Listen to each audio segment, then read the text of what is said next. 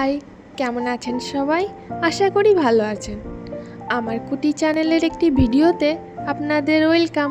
আজকে বানিয়েছি পটল আলুর তরকারি। প্রথমে পটলগুলোকে নুন হলুদ দিয়ে মাখিয়ে নিলাম, তারপরে ভাবলাম আলুগুলোও দিয়ে দিই, তাই আলুগুলো দিয়ে আর একটু নুন একটু হলুদ দিয়ে ভালো করে মেখে নিলাম। এরপর কড়াইয়ে তেল গরম করে তাতে পটলগুলোকে ভেজে নিলাম। পটল ভাজা হয়ে গেলে আলুগুলো ওতে দিয়ে দিলাম, আলুগুলোকে ভালো করে ভেজে নিলাম। আলুগুলোকে তুলে রেখে ওই তেলে দুটো এলাচ, দুটো লবঙ্গ, তেজপাতা দিয়ে দিলাম। সাথে পেঁয়াজ কুচি দিয়ে পেঁয়াজগুলো বাদামি হওয়া অবধি ভাজলাম। এরপর টমেটো, কাঁচা লঙ্কা, পেঁয়াজ একসাথে করা পেস্টটা দিয়ে দিলাম। এরপর আদা রসুনের পেস্টটা দিয়ে ভালো করে মিশিয়ে নিলাম।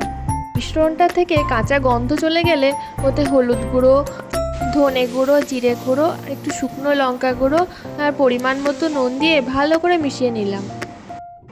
হ্যাঁ, আমি জানি বিয়েবাড়ির পটল আলু তরকারিতে কাজু বাদাম আর পোস্ত বাটা একসাথে দেয়, কিন্তু আমি ওটা স্কিপ করলাম। ওটা না দিলেও খুব সুন্দর খেতে হয়, আবার দিলে আর কিছু না, টেস্টে আর একটু ভালো হবে, দিতেও পারেন আপনারা।